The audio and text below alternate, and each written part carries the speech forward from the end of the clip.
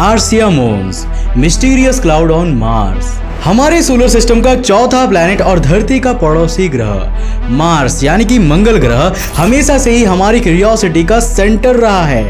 ये प्लैनेट अपने अंदर कई रहस्यों को छिपाए हुए है और आज मैं आपको मार्स के एक ऐसे ही रहस्य के बारे में बताने वाला हूँ। आज मैं आपको मार्स पर मिले कोई एलियन की कहानी नहीं सुनाने वाला, बल्कि स्क्रीन पर दिख रहे इस मिस्टीरियस क्लाउड के बारे में बताने वाला हूँ जो हमें मंगल ग्रह में मिले हैं। इस क्लाउड को हमने पहली बार साल 2018 में यूरोपियन स्पेस एजेंसी के मार्स ऑर्बिटर मार्स एक्सप्रेस से डिस्कवर किया था। आपको बता दूं कि धरती की तरह मार्स पर भी क्लाउड्स होते हैं और वहां पर किसी क्लाउड का मिलना कोई ग्राउंड ब्रेकिंग डिस्कवरी नहीं है, लेकिन ये क्लाउड अपने में कई रहस्यों और अनसुलझे सवालों को छिपाए हुए है।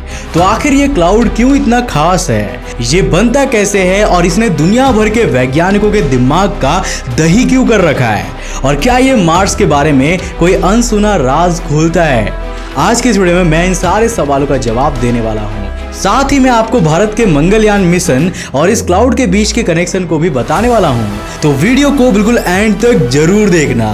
तो हेलो गाइस, मैं आकाश शेखर, चलिए शुरू करते हैं आज के इस नए एपिसोड को। दोस्तों, ये जो क्लाउड आपको अपनी स्क्रीन पर दिख रहा है, इसका नाम आर्सिया मोन्स इलोंगेटेड क्लाउड है। ये मार्स के इक्वेटर के पास स्थित एक वोल्केनो आर्सिया मोन्स के पास बनता है। हालांकि मैं यहाँ आपको एक बात साफ कर देना चाहता हूँ कि अभी तक की खोज में हमें मार्स पर कोई भी जियोलॉजिकल एक्टिविटी होती हुई नहीं दिखी है। वहां पर ऐसे बहुत सारे वोल्केनोज मिले जरूर हैं, लेकिन उनमें से कोई भी वोल्केनो एक्टिव नहीं है। आर्सिया मोन्स भी एक डोर्मेंट वोल्केनो है। साइंटिस्ट के अनुसार ये वोल्केनो पिछले लाखों सालों से ऐसे ही शांत पड़ा हुआ है। मतलब ये क्लाउड्स आर्सिया मोन्स से निकलने वाले स्मोक के कारण नहीं बन रहे हैं, बल्कि ये वाटर आइस से बना हुआ एक बादल है। धरती पर हमें इस तरह के क्लाउड्स कई जगह पर देखने को मिलते हैं जो बिना किसी वोल्केनिक इफेक्ट के बनते हैं। इस तरह के क्लाउड्स को हम ओरोग्राफिक क्लाउड्स कहते हैं। ऐसे क्लाउड्स उन जगह पर बनते हैं जहां पर एटमॉस्फेयर में काफी मॉइस्चर होता है और बीच में कोई बड़ा माउंटेन या वोल्केनो होता है। तेज चलती हवाएं एयर में प्रेजेंट मॉइस्चर को ऊपर की ओर ले जाती है और ये माउंटेन के टॉप पर गोल घूमती हुई क्लाउड्स का फॉर्मेशन करती है। लेकिन मार्स पर मॉइस्चर के लिए पानी कहां से आ रहा है? इसके बारे में वैज्ञानिकों का कहना है कि आर्सिया मोन्स के आसपास शायद कोई वाटर आइस का सोर्स है, जिसके बारे में फिलहाल तक हम नहीं जानते हैं। ये तो बात हुई क्लाउड फॉर्मेशन की, लेकिन आर्सिया मोन्स इलोंगेटेड क्लाउड में ऐसा भी क्या खास है जो इसे इतना मिस्टीरियस बना रहा है? दोस्तों, जैसा कि मैंने आपको बताया, ये क्लाउड आर्सिया मोन्स वोल्केनो के आसपास ओरिजिनेट होता है।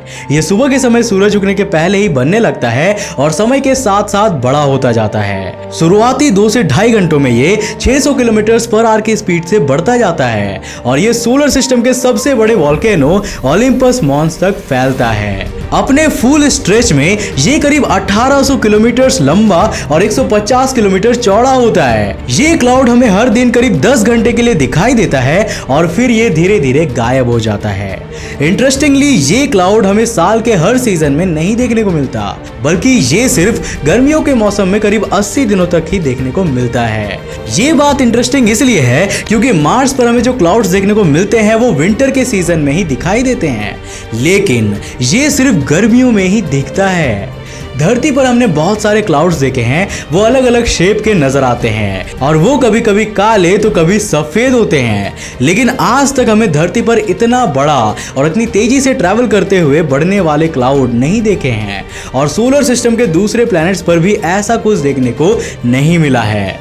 साल 2018 में यूरोपियन स्पेस एजेंसी यानी कि एसा के मार्स एक्सप्रेस ऑर्बिटर ने इसे डिस्कवर किया था।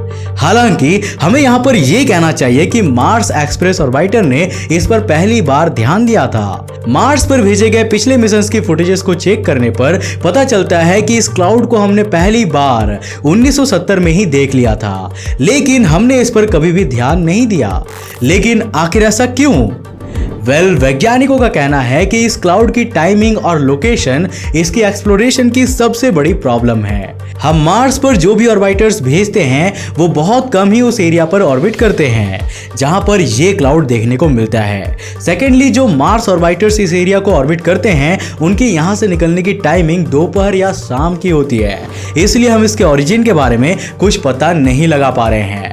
मार्स के लगातार बदलते एटमॉस्फेयर के कारण भी इसको ऑर्बिट करते मिशन इसको ढंग से ऑब्जर्व नहीं कर पाते हैं। हालांकि फिर भी हमारी क्यूरियोसिटी हमें इस क्लाउड को इग्नोर नहीं करने देने वाली। मार्स एक्सप्रेस ऑर्बिटर ने अपने में लगे एक स्पेशल टूल की मदद से इस क्लाउड की फोटोज और वीडियोस हम तक पहुंचाने में अहम योगदान निभाया है। इस स्पेशल टूल का नाम है VMC यानी कि विजुअल मॉनिटरिंग कैमरा। इसे हम मार्स वेबकैम के नाम से भी जानते हैं। दरअसल मार्स एक्सप्रेस मिशन के तहत एक ऑर्बिटर और बीगल 2 नाम का एक लैंडर भी भेजा गया था, लेकिन एसा का ये लैंडर सक्सेसफुली लैंड नहीं हो पाया। VMC को ऐसी सिचुएशन में इस्तेमाल करने के लिए ऑर्बिटर में लगाया गया था, मतलब इसे लगातार रिकॉर्डिंग्स और फोटोज के माध्यम से लैंडर के लोकेशन को ट्रैक करनी थी, लेकिन ये ऐसा करने में नाकामयाब हुआ। इसके बाद एसा के वैज्ञानिकों ने सोचा कि क्यों ना हम इस इंस्ट्रूमेंट का यूज इस क्लाउड पर नजर रखने के लिए करें। आपको बता दूं कि ये कैमरा साइंटिफिकली काफी एडवांस्ड है, लेकिन इसका रेजोल्यूशन काफी कम है। ये सिर्फ 640 × 480 पिक्सल्स का रेजोल्यूशन देता है, जो सच में एक वेबकैम से ज्यादा नहीं है, लेकिन फिर भी कुछ नहीं से तो कुछ ही अच्छा है। VMC ने हमें इस क्लाउड के बारे में जानने में काफी मदद की है। अभी आप स्क्रीन में जिन इमेजेस को देख रहे हैं वो VMC से ही ली गई है। एक तरफ जहां हमें इन इमेजेस को देखकर खुशी होती है, तो दूसरी ओर मन में यह ख्याल आता है कि काश ये किसी हाई रेजोल्यूशन कैमरा से ली गई होती और हम इसके बारे में और भी डिटेल में जान पाते। तो क्या वैज्ञानिक भी ऐसा नहीं सोचते हैं? और क्या वो भी मार्स के इस मिस्टीरियस क्लाउड को एक्सप्लोर करने के लिए कोई नया मिशन लॉन्च करने वाले हैं? फिलहाल तक ऐसा कोई भी प्लान सामने नहीं आया है, लेकिन इस मिस्टीरियस क्लाउड पर रिसर्च कर रहे वैज्ञानिकों का कहना है कि हम इसके बारे में और अधिक जानने के लिए नासा के मैवेन यानी कि Mars atmosphere and volatile evolution mission, MRO यानी कि Mars recognition orbiter, Viking mission और खास तौर पर भारत के मंगलयान 1 मिशन के दौरान कलेक्ट किए गए डेटा से इसके बारे में काफी कुछ जान सकते हैं। साइंटिस्ट का ये कहना है कि इसरो का मंगलयान 1 मिशन इसकी स्टडी करने में हमारे लिए बहुत ज्यादा हेल्पफुल हो सकता है। साल 2013 में इसरो के द्वारा लॉन्च किया गया मंगलयान 1 मिशन दुनिया का सबसे सस्ता मार्स मिशन था और यह मार्स पर पहली ही कोशिश में पहुंचने वाला पहला मिशन भी था। अगर आप एक स्पेस लवर हो और आपको भी इसरो के मिशन से प्यार है, तो आपने मंगलयान मिशन पर आई अक्षय कुमार की मूवी मिशन मंगल तो देखी ही होगी, लेकिन ऑब्वियसली मूवी में आपको बहुत कम डिटेल्स दी जाती है। लेकिन हम स्पेस लवर्स को तो किसी भी मिशन और उनके ऑब्जेक्टिव्स को डिटेल में जानने में मजा आता है।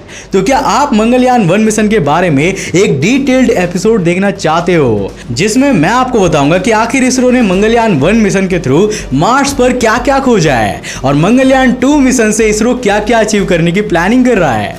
अगर आप इसके बारे में एक डिटेल वीडियो चाहते हो तो हमें नीचे कमेंट्स में अपनी राय जरूर देना कि क्या हमें इस पर वीडियोस बनाना चाहिए या फिर आपको सब पहले से ही पता है। आपको आज का ये एपिसोड कैसा लगा और क्या जिस तरह इस मिस्टीरियस एलोंगेटेड क्लाउड की रिसर्च में मंगलयान 1 मिशन को इंपॉर्टेंस दिया जा रहा है, उससे आप as an Indian proud feel करते हो? ये भी हमें नीचे कमेंट करके जरूर बताना। अगर आपको वीडियो पसंद आया तो उसे लाइक करने के साथ साथ अपने फ्रेंड्स और फैमिली के साथ जरूर शेयर करना। दोस्तों, अगर आपने अभी तक हमारे नए चैनल अंतरिक्ष टीवी शॉर्ट्स को जाकर सब्सक्राइब नहीं किया है तो कर क्या रहे हो यार, नीचे लिंक डिस्क्रिप्शन में दिया हुआ है, हमारे नए चैनल को भी जाके सब्सक्राइब करो और प्यार दो। वहां पर आपको डेली शॉर्ट वीडियोस मिलते हैं, तो जल्दी जाओ अंतरिक्ष टीवी शॉर्ट्स पर। अगर आप नए हो इस चैनल में तो इंटरेस्टिंग वीडियोस के लिए इस चैनल को भी सब्सक्राइब करने के साथ साथ नोटिफिकेशन बेल को भी कर देना ताकि आप देख सको हमारे वीडियो सबसे पहले। तब तक के लिए बाय।